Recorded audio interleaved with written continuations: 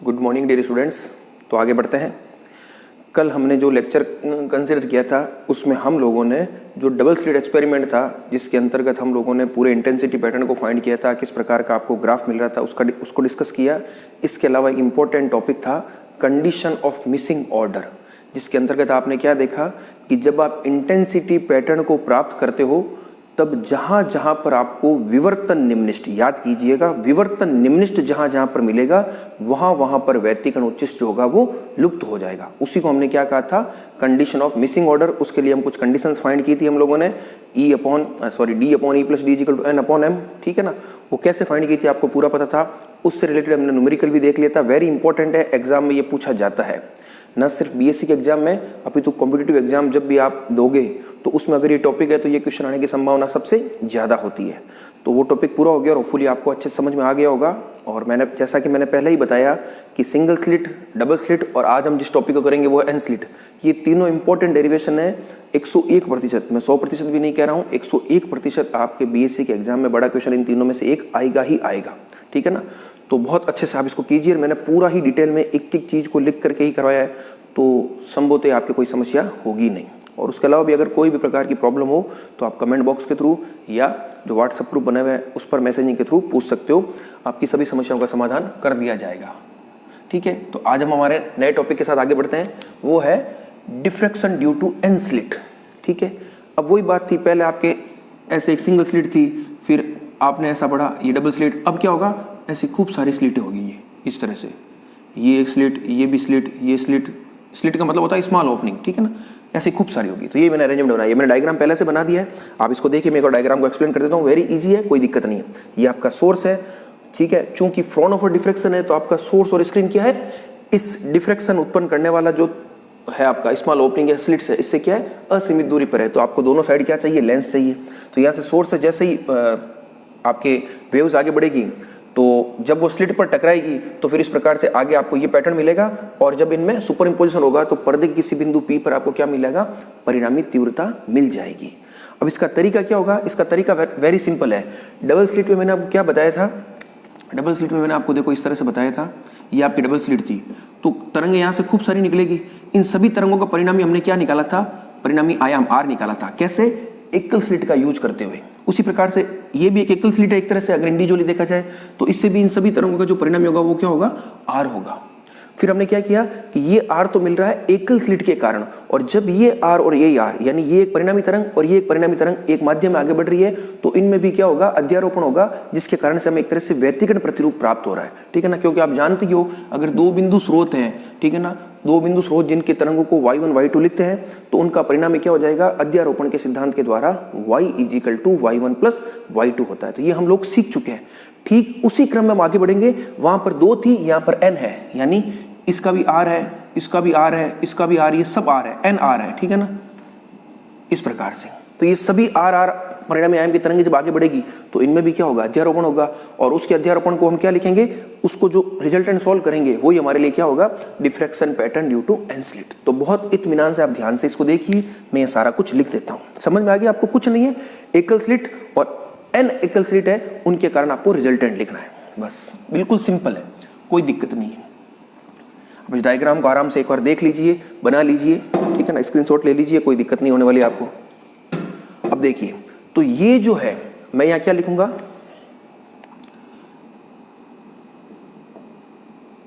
विभिन्न एकल स्लिट से प्राप्त परिणामी तरंगों को निम्न प्रकार लिखा जा सकता है। यानी ये जो आपको इस एकल स्लिट के कारण ये परिणामी तरंग मिली, इसको हम किस प्रकार से लिख सकते हैं, तरंग को लिखने का सिंपल सा नोटेशन है y1, पहले को y1 y2 y3 इस प्रकार से yn हो जाएगा। तो y सिंपली क्या होता है, इसका आयाम R है, हमें पता है, और exponential of i kx minus omega T. आपको मैंने पहले ही बता दिया कि किसी भी तरंग को इस प्रकार से लिखा जाता है, उसका आयाम और उसका कला भाग। आप इसको साइन कॉस के रूप में भी लिख सकते हो, ऐसे भी लिख सकते हो, कोई दिक्कत नहीं है। उसी प्रकार जहां R क्या आपका जहाँ आर आपको पता है, आर आपने मान निकाल रखा है। आर क्या है? एकल स्लिट के कारण जो परिणामी तरंग है उसका आयाम, जिसका मान आप जानते हो क्या होता है, ए साइन एल्फा अपॉन अल्फा, तथा अल्फा जहाँ पर क्या है, पाई upon lambda D sine theta. ये सब आपको साइड में लिखने होते हैं, ठीक है ना, तभी आपका डेरिवेशन कंप्लीट माना जाता है और तब लगता है कि आप बिल्कुल हर चीज़ को सही समझ रहे हो, ठीक है ना। ये सब आपको पता है, आर ये और अल्फा ये, ठीक है ना। डी और ई आपको सब पता ही है। डी क्या है? स्लिट की चौड़ाई, और ई क्या है? ये जो अपारदर्शी भाग है दो स्लिटों के बीच में, उसकी चौड़ाई या मोटाई, ठीक है। और ई प्लस डी क्या हो जाएगा? किन्हीं भी दो क्रमागत स्लिटों के केंद्र से केंद्र के बीच में दूरी, distance, centre to centre distance है, ठीक है। तो ये y1 हो गया। उसी प्रकार से y2 आप क्या लिखोगे? आयाम तो सेम रहेगा क्योंकि स्लिट क्या है, सभी स्लिट की चौड़ाई d है और सभी ई दूरी पर स्थित है, तो आयाम में कोई परिवर्तन आएगा नहीं।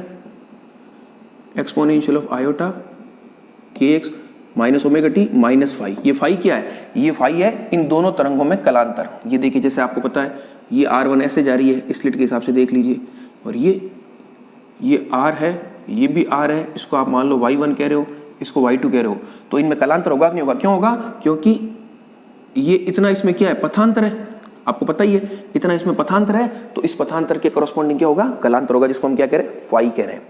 तो आप यहाँ लिख लीजिए एक चीज, ठीक है, मैं पूरा डायग्राम से बताऊंगा इसको।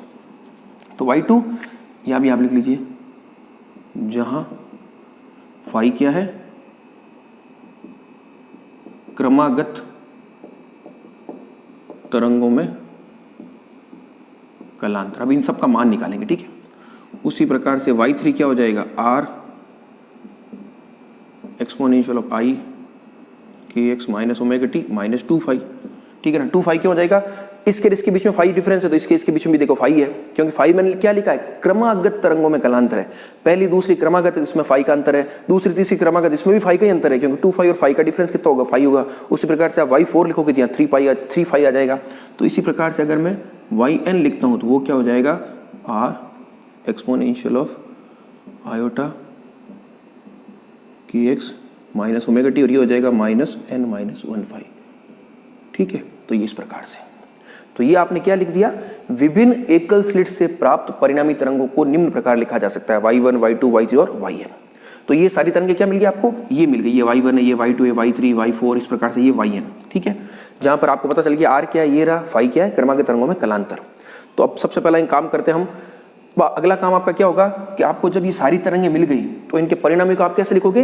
By using the principle of superposition, अर्थात अध्यारोपण के सिद्धांत के द्वारा हम इन सभी तरंगों के परिणामी को लिख सकते हैं। और वो क्या होता है? आप ऐसा लिख लीजिए,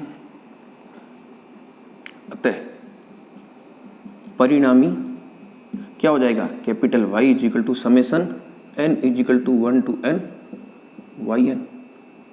समझ गए? y1 plus y2 plus y3 plus y4 yn। तो ये इसका क्या हो जाएगा? परिणामी हो जाएगा। तो अब हम क्या करते हैं? इसको रख के सॉल्व करते हैं, ठीक है। मैं इस डायग्राम को एक बार साफ कर देता हूं।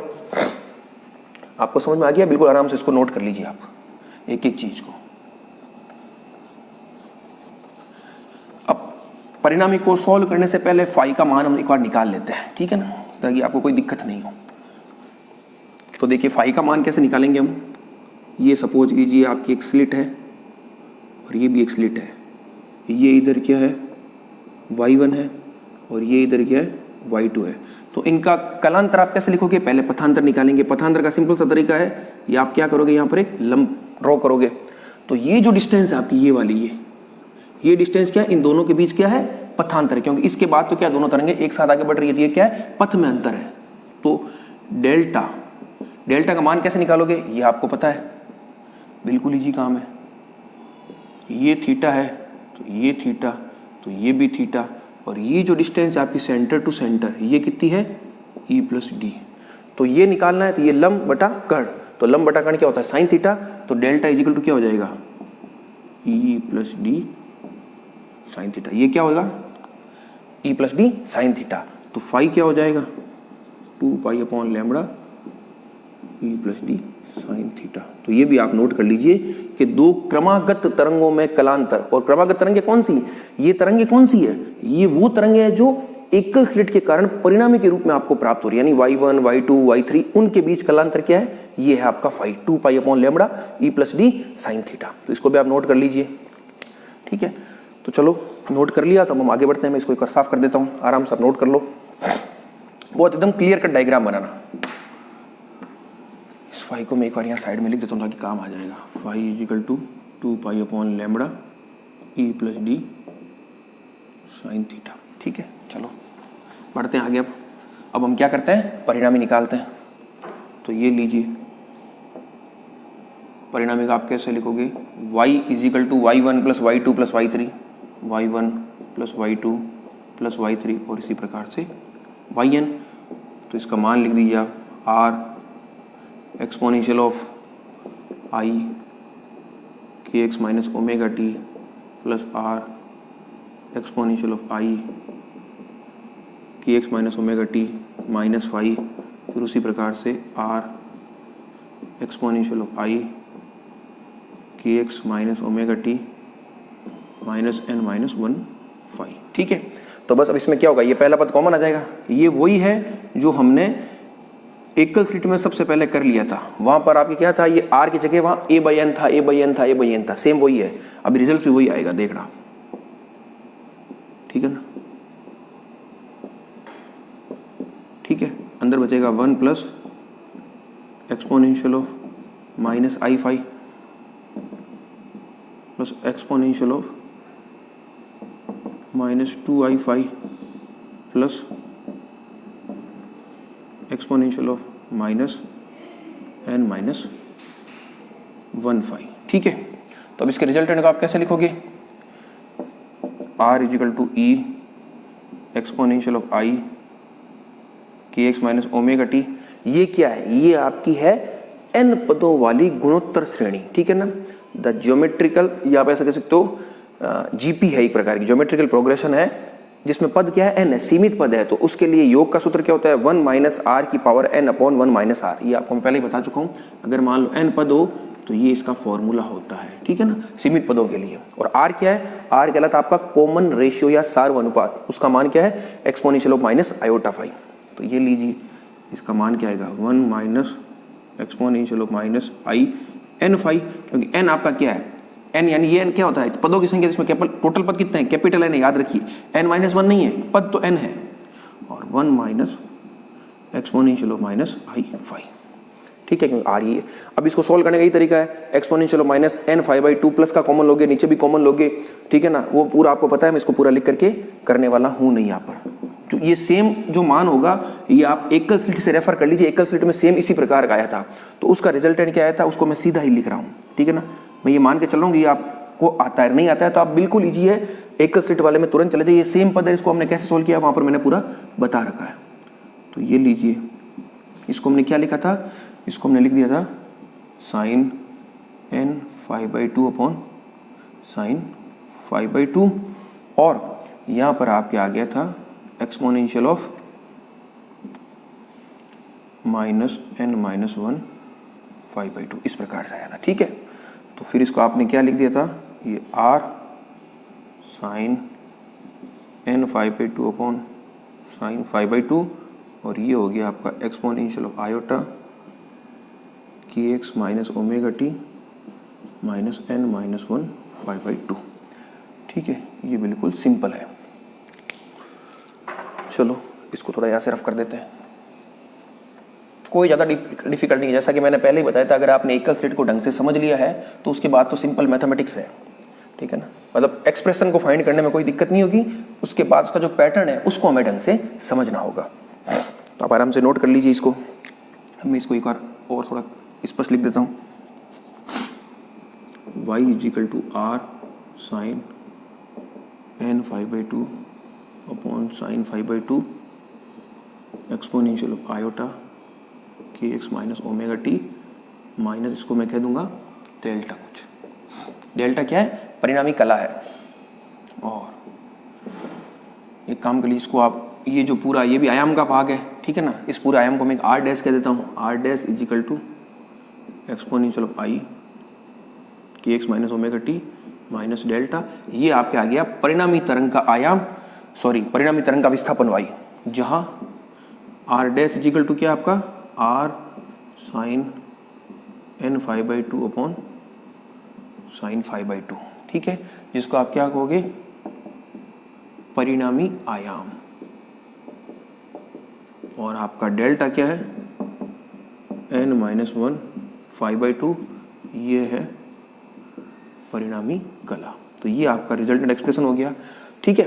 ये हो गया परिणामी आयाम और ये हो गई परिणामी कला, आराम से नोट कर लीजिए। अब इसको थोड़ा और सिंप्लीफाई करते हैं। हम क्या करते हैं, ये जो 5/2 है इसको हम बीटा मान लेते हैं कुछ, तो यहाँ से आपके बीटा का क्या मान आ जाएगा, फाई का मान आपने शुरुआत में क्या निकाला था, याद कीजिए, फाई का निकाला था 2π/λ e + d साइन थीटा। तो ये हो जाएगा beta e + d sine theta, ये भी आपको हमेशा याद रखना है, ठीक है। तो यहाँ से r डैश क्या आ जाएगा, r डैश हो जाएगा, r का भी मान रख दीजिए, तो a sine α/α sine n beta sine beta. तो ये आपके आ गया परिणामी आयाम, ये आपको याद रखना है, वेरी इंपॉर्टेंट ये एक्सप्रेशन ही आपको याद रखना है। तो अब आपको अगर परिणामी तीव्रता लिखनी हो,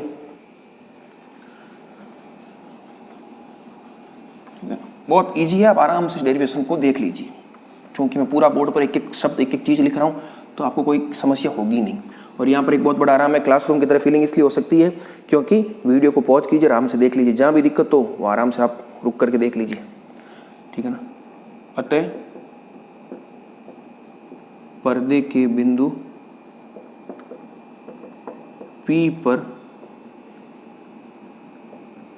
परिणामी तीव्रता, और तीव्रता क्या होती है, आयाम का स्क्वायर। तो ये लीजिए IP = a² sine square α/α² sine square n beta sine square beta. ये वेरी इंपॉर्टेंट एक्सप्रेशन है, यही आपको फाइंड करना था, ठीक है ना। ये पूछ लिया जाता है n स्लिट विवर्तन के कारण आप पर्दे किसी बिंदु P पर परिणामी तीव्रता का व्यंजक प्राप्त कीजिए। तो ये आपके आ गया, इसके नीचे आप आराम से बार बार लिख दीजिए, ये चीज़ें सब बार बार लिखिए आप, जहाँ α = π/λ d साइन थीटा और beta = π/λ e + d sign theta, ठीक है। अब आप वापस देखिए, जिस प्रकार से हमने बात की थी डबल स्लिट एक्सपेरिमेंट में, वहां पर भी आपके जो रिजल्टेंट आया था, यानी ये जो IP था वो भी क्या था, दो पदों का गुणनफल था।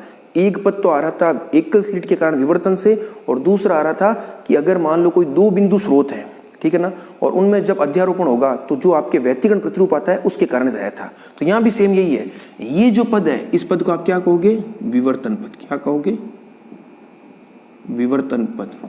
क्यों, क्योंकि ये पद आया किस वजह से है, ये पद आया है आपके एकल स्लिट, डी चौड़ाई की एकल स्लिट के कारण विवर्तन से। और इस पद को आप क्या कहोगे, व्यतिकरण पद। इसको क्या कहोगे, व्यतिकरण पद। क्योंकि ये पद किस वजह से आया है, वहां पर तो आपके cos स्क्वायर बीटा आया था, किस कारण से, वहां पर आपके केवल दो ही थे, अब यहां पर क्या है, n है खूब सारे। तो इसको आप क्या कहोगे, ये पद आया किस कारण से है, ये जो पद है व्यतिकरण पद है, और यह E + d दूरी पर स्थित n बिंदु स्रोतों के कारण वे अध्यारोपण के कारण प्राप्त हुआ है, जिसको हम क्या कह रहे हैं, व्यतिकरण पद। वहां पर केवल दो ही था, लेकिन यहाँ पर क्या है, खूब सारे थे। ये जितनी भी डिस्टेंस है ये सब क्या है, E + d E + d। कैसे है, आपको वापिस बता देता हूँ एक बार, कंफ्यूजन कुछ भी मत रखिए आप। ये इस प्रकार से, तो ये जो डिस्टेंस है वो क्या है, E + d है। उसी प्रकार से ये जो डिस्टेंस है ये भी क्या है, E + d है। ये डिस्टेंस भी क्या है, E + d है। और इन सबको हम क्या मान सकते प्रकार से, बिंदु स्रोत मान ले, जिसके कारण तरंग y1 y2 y3 है। तो ये पद इस वजह से तो आया है, जब आपने ये एक्सप्रेशन काम में लिया था y1 + y2 + y3 + yn, तो उस वजह से ये पद एक्स्ट्रा आया है, ठीक है ना। तो ये क्या हो जाएगा, आप लास्ट में एक लाइन लिख लीजिएगा जो आपने डबल स्लिट के रूप में लिखी थी। क्या लिखी थी उसको आप देखते हैं एक बार।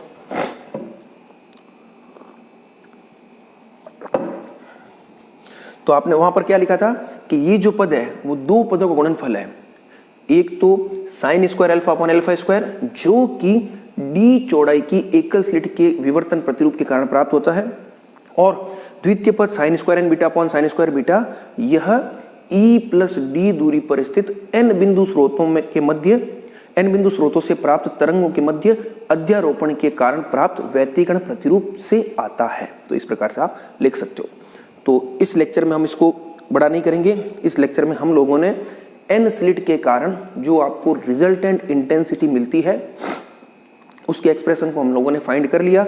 अब नेक्स्ट काम हमारा वापस वही है, ये जो आपको पैटर्न मिला है, सॉरी इंटेंसिटी का एक्सप्रेशन मिला है, इसके आधार पर किस प्रकार का आपको पैटर्न मिलेगा। और पैटर्न का सिंपल सा मतलब है आपको कंडीशन ऑफ मैक्सिमा और मिनिमास देखनी है। और यहाँ पर भी दो प्रकार की होगी।